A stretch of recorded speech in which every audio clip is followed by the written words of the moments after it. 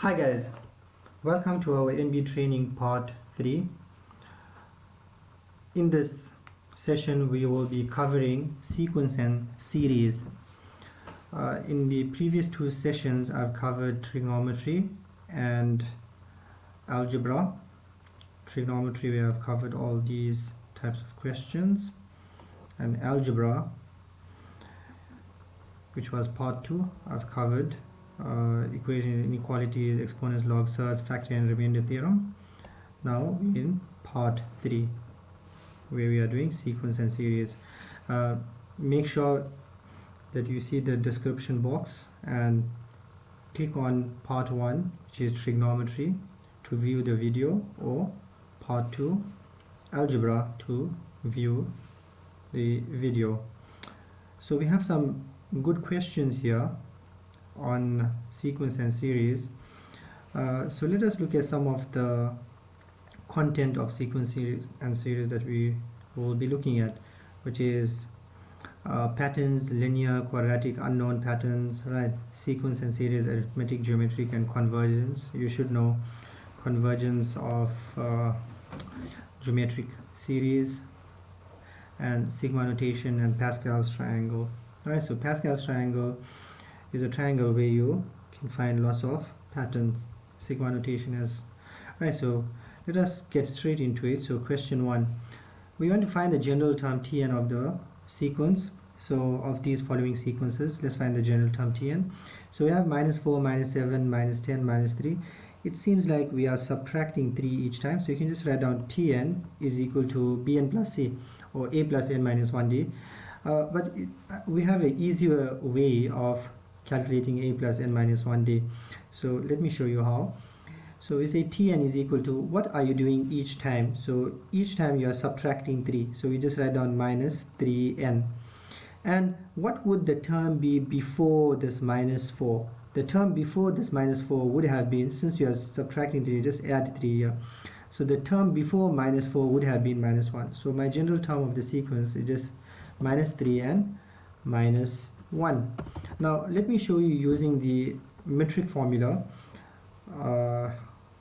What formula some guys use is this one here, A plus N minus 1D, which is an arithmetic sequence formula.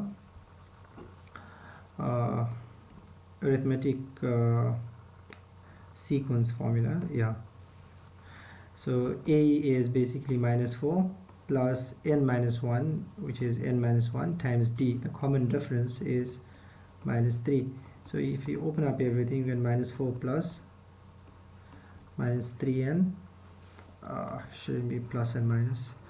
Plus and minus makes a minus. So -3 times plus n is -3n. -3 times plus 1, which is +3.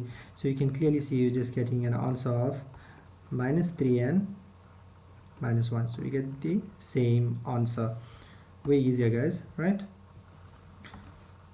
So I have another problem like this. Let's have a look at B. So what are we doing in each term over here? So we have 5/2, which is 2.5, then we have 3, then we have 3.5, and then we have 4. So we're basically adding half each time. So I'm just going to write down, since we are adding half each time, it's just half n. We are adding half each time here. So what would the term be before 5/2? So subtract half over here.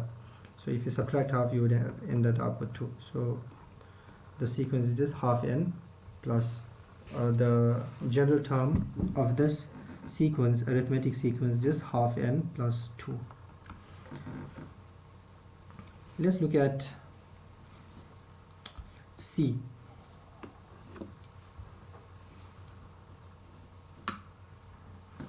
We got 3/3, that should just be 1, not 3/3. You just take out the 3/3, should just be, so 7, 11, 15, right? We have 7, 11, 15, and we got 9, 27, and 81. You just take that out, right? So we can see in the denominator 9, 27, 81, it looks like we are multiplying by 3 here, right? So this is basically 3 squared, 3 cubed, and 27 times 3 is 3 to the power 4. So if we want to find the general term of the sequence, example term 1, we need to get 7 over 9. So what about 7, 11 and 15? With 7, 11 and 15, we can see that we are adding 4 each time. And what would the term? So it's linear on top and geometric at the bottom. So since it's linear on top, remember what we are doing on top is we are adding 4 each time. So it's just going to be 4n. And what would the term be before this? So 7 minus 4. The term before this would have been plus 3. So I've got 4n plus 3 on top. You can see if I substitute n is equal to 1, you will get 7. Then if I substitute n is equal to 2, you will get 11. So it does work out. And in the denominator, we can see we're starting with a 2 there. We have term 1 is basically 2. So 3 to the power n plus 1. So that is my final. The numerator was arithmetic sequence, and the denominator formed a geometric sequence. So if I try to find term 1 here, I am going to get 7 over 3 squared, right? So which is 7 over 9. If I try to, let's try to see if we're getting 15 over 81. So term 3 is 4 times 3 is 12 plus 3, which is 15. And if I substitute 3 in here, term 3 will be 3 to the power 4, which is 81. Does work out. Let's look at the next one, Tn. Next Tn formula is how can we work that out? Next Tn formula, let's see what we are doing here in each term. So we can see that we have 5, 10, 17, 26. So what I can see over here is we're taking, this is basically a square of a number and add 1. So 2 squared plus 1, this is 3 squared plus 1. 17 is 4 squared plus 1, and then 5 squared plus 1. So remember, we started at 2. So it should be basically n plus 1 squared plus 1. So n plus 1, example, if I say term 1, you should get 1 plus 1, which is 2 squared plus 1. And then on the numerator, what we have is 2, 7, 12, 17. So on the numerator is just linear. So we have a mixture of linear and quadratic. So if I see on top, just adding 5 each time. So it should be 5n. What would the term be before 2? Should have been minus 3. So 5n minus 3 over, so let me see if term 4 actually works out. So 5 times 4 is 20, minus 3 is 17, lovely. And then 4 plus 1, which is 5 squared, 25 plus 1, which is 26. So it does work out, guys.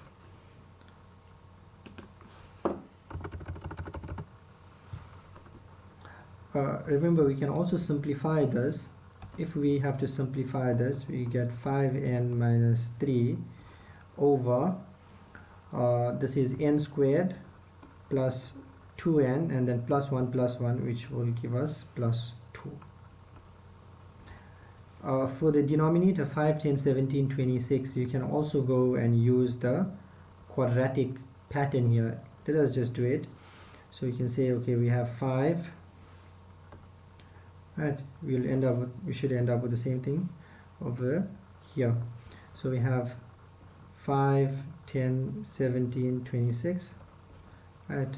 See, it's a quadratic pattern. So difference 1 is 5, over here 7, and then over here 26 minus 17, which is 9. Then second differences are constant, which is 2 and 2. So remember the formula, 2a is equal to d2, which is 2. Therefore a is equal to 1. Then we have 3a plus b is equal to 5. And then remember a is just 1, so b will now be 5 minus 3, which is 2. So there's your a, which is 1 here, your b, which is 2 here, and now we're going to calculate c, so which is a plus b plus c, which is equal to term 1, which is 5. Now we have solved for a and b. A was 1, b was 2, so 3, we have a plus b, which is equal to 3. If we take it over, we're going to get 5 minus 3, which is 2. So we do get using the geometric, we do get using the quadratic sequence formulas, we do get the general term, which is Tn is equal to 1n squared plus 2n plus 2. So you get the same answer in the denominator.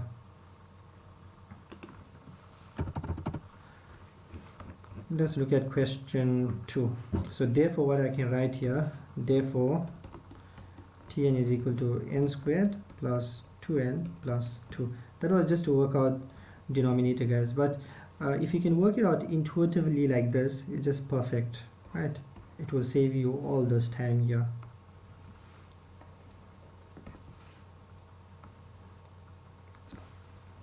Question 2. The sum of 11 consecutive odd numbers. What are consecutive odd numbers? So we have to select the first odd number, obviously. So remember, even numbers are in this form. So even numbers is basically equal to 2k.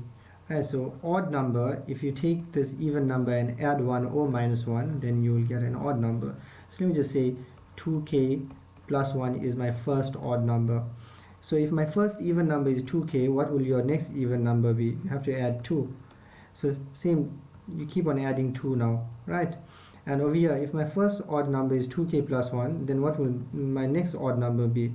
It will be 2k plus 3, and so on, 2k plus 5, and so on.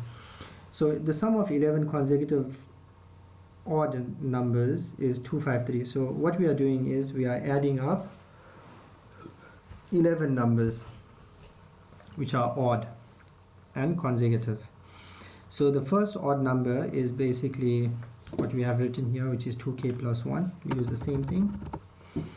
So we have 2k plus 1 plus 2k plus 3 plus dot dot dot. Remember, these terms are just forming linear, plus 2k plus something is equal to 253. So 2k plus 1, 2k plus 3, 2k plus, what will the last odd number be? The last odd number should be 2k plus, so 11 times 2 be 22, 2k plus 23.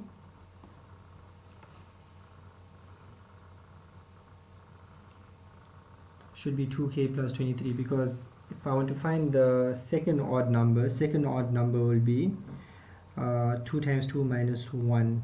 Second odd number will be, see, if you're looking at the second odd number, will be 2k plus, this is 2 times 2, it should be minus 1. So 11 times 2 should be 11, 2k plus 21, not 23, 21. Right, now there are 11 terms in here. So we need to add up 1 plus 3 plus right up to 21. We need to add up the sum of all these odd numbers. But how many 2k's are there? So 2k into 11, there are 11 2k's, plus we are adding up 1 plus 3 plus 1 plus 3 plus 5 plus dot dot dot plus 21 is equal to 253. Now to sum all this up, 1 plus 3 plus 5, the sum of all these odd numbers will be, you can clearly see that this here forms an arithmetic series because these are sums. And how many terms are there? We already know there are 11 terms, so you can just find S11. Well, it's nice to check if we are getting 21 there. So Tn is equal to 2n, right? What would the term be before this? So minus 1, so 2n minus 1. So if I substitute n as 1, you're getting 1. If I substitute n as 3, you should get 5. Yes, 2 times 3 minus 1, which is equal to 5. So if I try to find term 11 inside here, you should get 2 times 11 minus 1, which is 21. So we are adding the correct terms here. So 11 terms. This last odd number will be 2k plus 21. Anyways, If you want to find the sum of all these numbers, that should just be S11, which is equal to 11 over 2 into A plus L. So remember the formula, Sn is equal to n over 2 into A plus L. Since if we have the first term and the last term, you can just use this formula, or 2A plus n minus 1d should result in the same thing. So 11 over 2, and these are just, I was just checking this. So let's continue here. 11 over 2 into A plus L, so 1 plus 21. We're just summing up this only, guys. So 11 over 2 into 22. So you can see the 2 and the 22 cancel out 11 times, and 11 times 11 is 121. Now remember, we need to take 253 and subtract 121. Therefore 253 minus 121, let's subtract it this way rather, since no calculator is allowed. So 253 minus 121 is 2, there 3 minus 1, which is 2, 5 minus 2, which is 3, 132. So therefore what do we have here? We got 22k is equal to 132.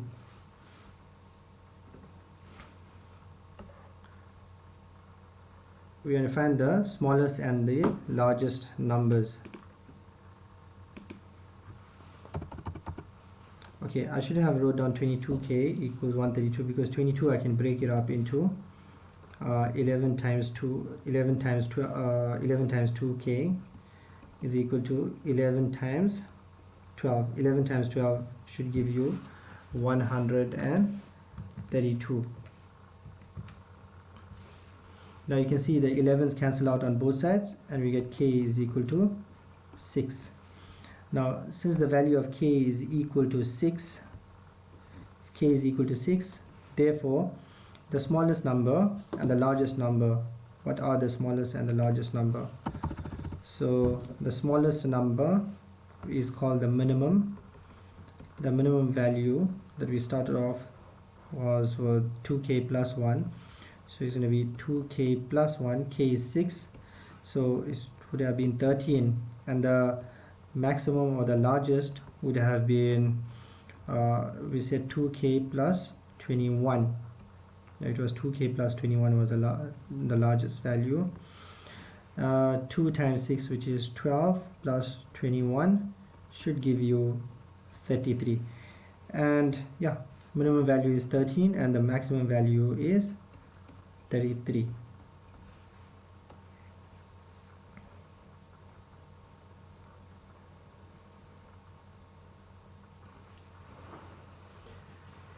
Right, so now let us look at some, in question 3, let us look at some sigma notations. Right, so what we have here is 1 minus 2, and whenever you have a sigma notation, step number 1, always try to expand them. So if I expand this, if I substitute n is equal to 1, so I'm getting 1 minus 2, which is minus 1. If I substitute n is equal to 2, I'm getting minus 3. If I substitute n is equal to 3, I'm getting minus 5. And it's going to carry on doing this until minus, substitute n is equal to 12 inside here, then minus 24. 1 minus 24 is minus 23. So we can clearly see how many terms are there. So to calculate the number of terms, you take the first, you take the last value minus the first last minus first plus 1. So number of terms is 12 minus 1 plus 1, which is just equal to 12. So basically we're finding the sum of 12 terms. We have the first term and the last term. You can just use the arithmetic series formula, and whenever these terms are linear, is always arithmetic, right? So we can just say we are finding S12, which is 12 over 2 into A plus L, minus 1 minus 23. We can see this 2 and the minus 24 cancels out, so we got 12 over 2 into minus 24.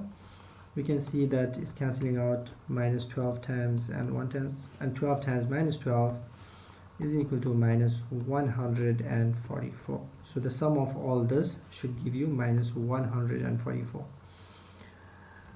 Remember guys, there's no calculators allowed, so you need to try and break up larger numbers in terms of prime factorization into smaller numbers. Right, so let us look at something like this, 2 to the power n. Now since this is an exponential term, right, it will always be geometric. So the first number we're starting off with is 3. So 2 cubed plus the next number will be 2 to the power 4 plus dot dot dot plus 2 to the power 10. How many terms are here? There are 10 minus 3, which is 7 plus 1. So there are 8 terms. Right. There are 8 terms and we want to sum them up. So we are finding S sum of 8 terms, which is A into the common ratio. Common ratio over here is 2 to the power 4 divided by 2, which is common ratio is 2. So we can say 2 to the power n minus 1 divided by, your formula should be r to the power n minus 1 over r minus over r minus 1. So A is 8, so we got 2 to the power 8, n is 8 minus 1 divided by 2 minus 1. So what we are getting here, 2 minus 1 cancel out, so 8 is basically 2 cubed. Should have wrote it like this with the 2 cubed, rather write it as 2 cubed. Right, so you're getting 2 to the power 11 minus 8. So that's my solution. If we simplify further, just trying to check what is 2 to the power 11, right? So what we know is that if you keep on doubling and check what is 2 to the power 11, so if you double, let's start by doubling 64, which is 2 to the power 6, which is 64. If you times it by 2, 2 to the power 6, which is equal to 64, times it by 2, you'll get 2 to the power 7, 128, 256, double that, 512, 1024, 2048 if you double this. So what we got, 2 to the power 7, 2 to the power 8, 2 to the power 9, 2 to the power 10, 2 to the power 11. So 2 to the power 11 is 2048, and subtract 8, you get a nice neat answer, which is 2040. I hope you understand, guys. It's a nice question though. Let's just have a look at the next question, which is n equals 1 to 20 of minus 1 to the power 2m. So if we do the exact same thing at what we have done before, so if you substitute n is equal to 1, we're getting minus 1 to the power 2 plus minus 1 to the power 4 plus minus 1 to the power 6 plus dot dot dot plus minus 1 to the power 40. How many terms are there? There are 20 terms, so 20 terms. So what are you doing each time? See, each one is square, square, square. Remember, minus 1 to the power 4 is, remember this rule, guys, minus 1 to the power even is just equal to 1, and minus 1 to the power odd is always equal to minus 1. So what we have here is 1 plus 1 plus 1 plus dot dot dot, whole lot of 1, 20 times. So the answer is just 20 into 1, which is the sum of all this, is basically equal to 20. Next question, question 4. For which values of p does this series converge? So for convergence, remember minus 1 is less than r. For convergence we need minus 1, which is less than r is less than 1. That's what we want for convergence. So what's the common ratio? Common ratio is p into p plus 1 divided by p, so I'm just getting p plus 1. So minus 1 is less than, what's the common ratio? P plus 1 is less than 1. If I take the 1 over, I'm getting minus 2 is less than p is less than 0. So you need to select an option that gives you minus 2 is less than p is less than 0. Now you can get like complicated function. It'll be nice to check with your options and see which option actually works sometimes. Right. Last question, guys, question 5. Right, so we have a nice Pascal's. The reason why I wanted to do the Pascal's triangle, because it has like linear pattern and quadratic patterns and I don't know, maybe an unknown pattern. Right, so let us have a look at question 5. Given the Pascal's triangle below, find the value of x in the last row. Right, so how does the Pascal's triangle work? So we have 1, 1, 1, 1 plus 1, which is 2, right? 1 plus 2, which is 3, 1 plus 2, which is 3, and you carry on expanding the ones right till the end. If you want to know more about Pascal's triangle, where we apply it, we actually apply it in binomial expansion. Make sure to check my video out on binomial expansion, because I have done that from beginning right up till like difficult questions. So it's a nice video and you can watch more examples on that. So let us carry on with this Pascal's triangle. So what we have here is, this is row 1, row 2, row 3, so it's row 4, 5, 6, 7, 8, 9, 10. So we're looking at row 10, right? So we have row 10 here. We can find the value of x. Well, the value of x actually appears in row 10. So now if you're looking at this diagonal, you got 1, 3, 6, 10, and it continues in this direction. That's what it looks like. Since it continues in this direction, we only have 1, 2, 3, 4, 5, 6, 7, 8 number. So if we can go, and there's two ways to do it. If you can, there's an easy method, right? So if we can find a pattern to go in this form, so what's the pattern? Let us write down the sequence of the pattern. We got 1, 3, we have a 6, we have a 10, and continues right up to x, which is basically term 1, this is term 2, that's term 3, that's term 4, and we say 1, 2, 3, 4, 5, 6, 7, 8. So this is basically the 8th term. How would we work out that? So we have 1, 3, 6, 8. We can try, maybe we can basically try the quadratic formula and see if that works, because we are adding 2, then we are adding 3, then we are adding 4, right?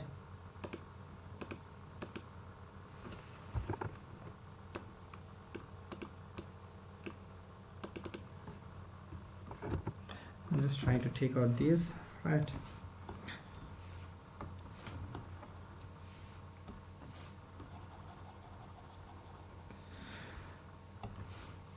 So if we do these patterns, the quadratic pattern, and just find T8 should work out. Let's see, we are adding 2, then 3, then 4, right? And then that's 1, that's 1, right? So we have done this these formulas in this question over here, which is question 1D, right?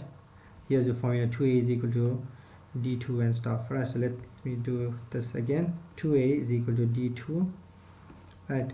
3a plus b is equal to d1, and then a plus b plus c is equal to term 1. So these are your Tn, right? So this is your d1 and that's your d2. So 2 times a, 2a is equal to d2 is just basically 1. So a is equal to half. So 3 times half is 3 over 2 plus b, which is equal to d1, which is 2. You're going to get b, which is 2 minus 3 over 2, which is also half. So you got half plus half, which is 1, plus c, which is equal to term 1, and term 1 is just 1. Therefore, c is just equal to 0. So we have a pattern for this diagonal here, right? So formula is Tn is equal to half n squared plus half n plus 0. So basically, if you factorize this, you're getting half n into n plus 1. If I carry on here, you're getting n into n plus 1 divided by 2. Yes, n into n plus 1. So if I find term 8, should get 8 into 9 divided by 2. You can see the 8 and the 2 cancels out 4 times. So you're just working out 4 times 9, which is equal to 36. So basically, the value of x is equal to 36. Therefore, x is equal to 36. You should get 36 in here, right? That should be a good way of working out. I hope you understand, guys, and you don't forget to subscribe to my YouTube channel, like my videos, and follow for more videos in the description. Make sure to watch the trigonometry, which is part 1, algebra, which is part 2, and this is sequence and series, which is part 3. I will be posting more parts like measurements, functions and inverses, analytical geometry, we have Euclidean geometry, we have financial maths, and we have statistics.